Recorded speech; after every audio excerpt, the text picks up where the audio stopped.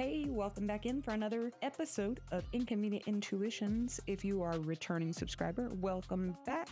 If you are new, I am so glad you're here joining us.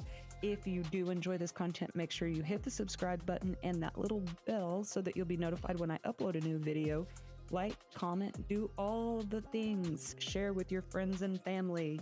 And with that, let's go ahead and jump on in, get snuggy woogie. In today's episode, I wanted to take some time to discuss how strange the law is in general, how it came to be, and where I see us headed. Now, I'm going to throw in a quick blurb about the beginnings because I do think it's important. And rather than dig through however many textbooks and journals I have collecting dust from my college days, I'm going to quickly summarize key points, and I've attempted to edit out all the really boring information, so feel free to skip ahead if you're not interested in this. It's unstressful commute. Listening, I suppose. Cleaning, choring, whatever. Enjoy it anyways. If you don't fast forward, I promise I will get back to my points. Because I'm more of a writer than I am a freeform speaker, and I like a lot, and I unintentionally meander into the library of my thoughts, which are many, happening all at once. And in my mind, everything coming out of my mouth are connected because I'm taking these intuitive leaps. And I forget that there are people listening, and I end up confused. They end up confused. I end up confused because I leave out key information. And because nobody hears my indoor voice but me. So I have to keep my shelf on track. All right, onward. Dun, dun, dun. Most of us already have a general, if not broad, understanding of this information, but there can be a lot of misunderstanding as to how things came to be the way that they are. So let me explain. Law originated from the necessity of resolving disputes closely intertwined with and often indistinguishable from religion, ethics, and philosophy. Initially, laws were seen as some cosmic or divine orders rather than human creations, but then later evolved into philosophical inquiry into recognized rational and binding systems. Just a brief overview about the 4 areas which contributed to the start of legal doctrines. First, we have religion. In the ancient world, law was deeply rooted in religion, serving to establish order and appease deities. Early codes were claimed to be given by gods to kings, who established just ways. In ancient Egypt, for example, the concept ma'at represented a fundamental cosmic order encompassing laws, nature, and theology. In China, law was seen as originating from the way. Along came priestly law in early Rome, and where priests kept legal formulas secret, which made law indistinguishable from religious ritual. Next up is morality. Social cohesion was required. Otherwise, we'd still be chasing each other with some stone axes, tarring and feathering each other for taking our berries. So basically, morality developed to govern interactions, encourage cooperation, and protect against extreme harm. The moral principle of an eye for an eye was a revolutionary, but a little harsh, attempt at proportional justice. The Golden Rule was introduced in early Judaism, bringing concepts like truthfulness and the prohibition of revenge, forming the basis for later legal fairness. Next up, philosophy. Greek and Roman philosophers moved legal thought from divine command to rational analysis, creating the foundation for legal doctrine. Natural law, from the Greeks like Aristotle, distinguished between natural justice and legal justice. Rationality, from the Romans like Cicero, emphasized that law must align with reason, and that true law is right reasons in agreement with nature. The purpose of law, with contributions from Plato and Aristotle, focused on the purpose of law, connecting it to justice and the good life, transitioning law from mere commandment to a tool for cultivating virtue. Please do keep in mind that these subjects go far deeper and is not a general representation of all that these people have done within their contributions. All right, so next is ethics. This is the why behind the rule. The reason choice, again with Aristotle, provided the guiding principles that legislators used to form specific rules.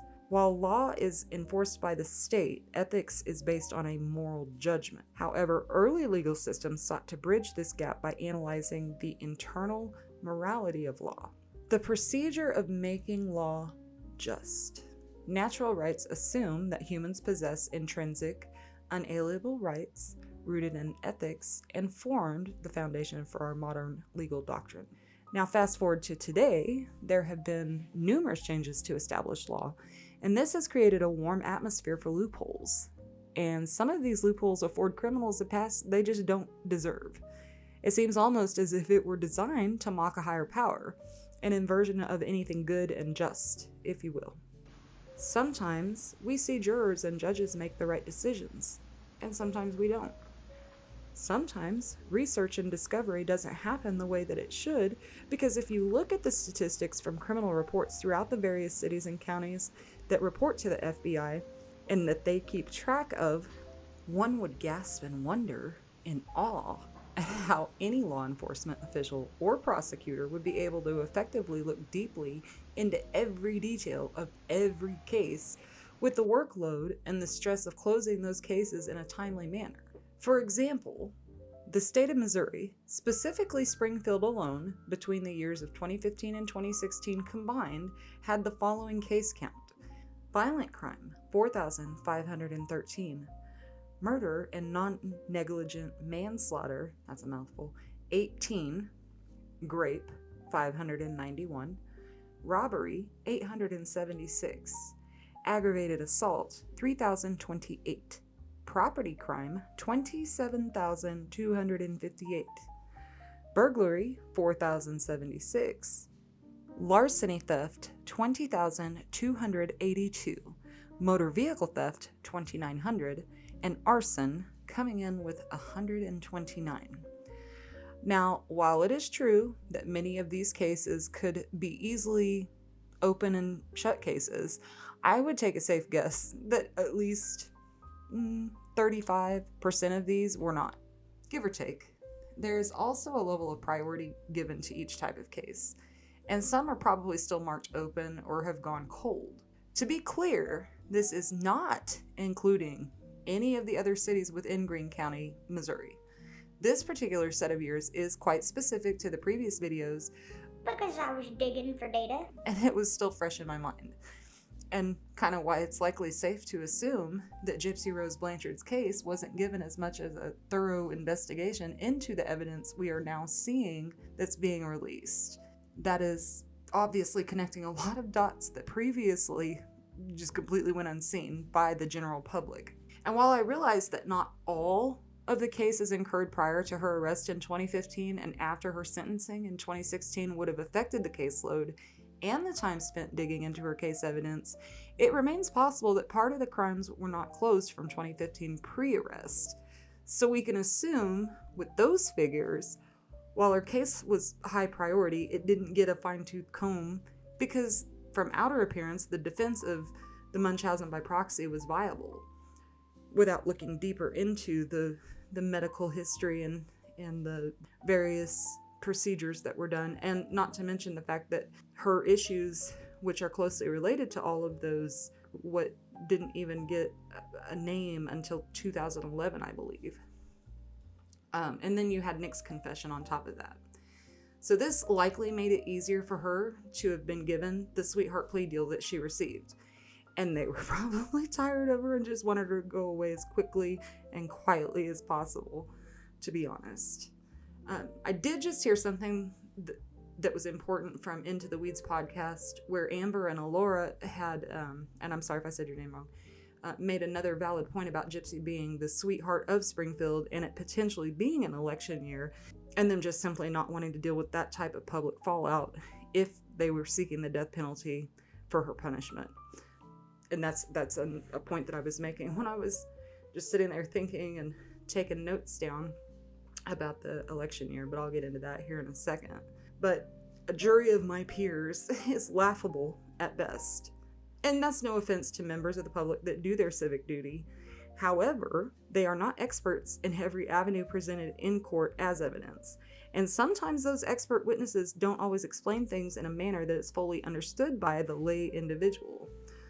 nor do the attorneys necessarily have the experience or the quick wit to ask the right questions, especially at the right times. The jury members aren't sequestered most of the time, which would shield them from media spins on narratives, personal opinions, especially now that we have like social media in addition to news outlets. So like in the pre-90s, there was no connection outside of community, telephones, snail mail, newspapers, and your standard news channels. And I would speculate pretty confidently that if a jury member sitting on a high-profile case was asked by a judge if they've seen anything that might alter their perception mid-trial, the answer would be no. And that's for a number of reasons. They don't want to get in trouble. They don't want to lose the proximity of their knowledge of the case. And a lot of people are dishonest, even if a small amount. You know, like the little white lies, seemingly harmless. But in cases like this, it goes to show how even the smallest dishonesty can actually affect somebody severely, or not affect the right person the way it should. Speaking of the jurors, let's not forget how they're chosen. Attorneys are given the opportunity to interview potential jurors where they can choose or deny based on whether they think that they will help or hinder their case, their personal beliefs, how they feel about this or that. And while I understand that this was devised in a way to appear to be fair, it just seems to be slightly outdated, in my humble opinion. So a jury of my peers, my ass. Sometimes we see law enforcement in all of its hierarchy do the job honestly and thoroughly. Sometimes we don't. A lot of information can go unchecked simply because of case overload. And yes, what you see on television and movies is accurate when it comes to closing a case as quickly as possible. Or in lesser crimes, they're dismissed with zero court proceedings simply because the city or county doesn't want a high crime rate for various reasons. I grew up in a small town like that where they didn't pursue certain light crimes because it would have changed their statistics. And for many reasons, they didn't want that. And some things are just simply buried and not pursued for more nefarious reasons, which is a whole other level of debauchery. And we're seeing a lot of that currently with the release of the Epstein files and the Department of Justice's knowledge of his crimes from even back in the 90s. What may be, and most generally is at stake, is their reputation or their next election or the amount of wins they have on their resume. They meaning prosecution and the defense attorneys, whom, we all know, at the end of the day, probably have drinks or a dinner together to celebrate and scoff and make fun of each other or poke, jab, whatever, at the outcome that they got. Some of them even go to each other's barbecues on the weekend and have family interactions because they are colleagues. They are brothers and sisters of the law. They are not strangers, and there's nothing wrong with camaraderie. But if the scenarios above cannot be set aside while a case is open, it could spell trouble for victims or the wrongfully accused. Sometimes we even see how these things can spill over into a win for the rightfully accused. The justice system is broken. It has been a work in progress since its inception, with corruption littered throughout its growth and alterations. From top to bottom, left to right, inside and out, justice system is full of corruption, full of it. Grass grazers who are not nearly as bad as the meat eaters, but it is 1000% corrupt. On the upside, there are many great men and women also involved in our justice system that do seek out balanced scales of justice. Now, you may not like my heavy take on this, and it may be nothing new to you, and this may not be your cup of tea. Just how mucked up cases can get and how bad it can turn out for a number of people, and just how they get that way. How sometimes it seems despite all the good in the world, evil somehow seems to win. I do, however, think that understanding deeper how the legal system works and what elements throughout history have gone into its development are important.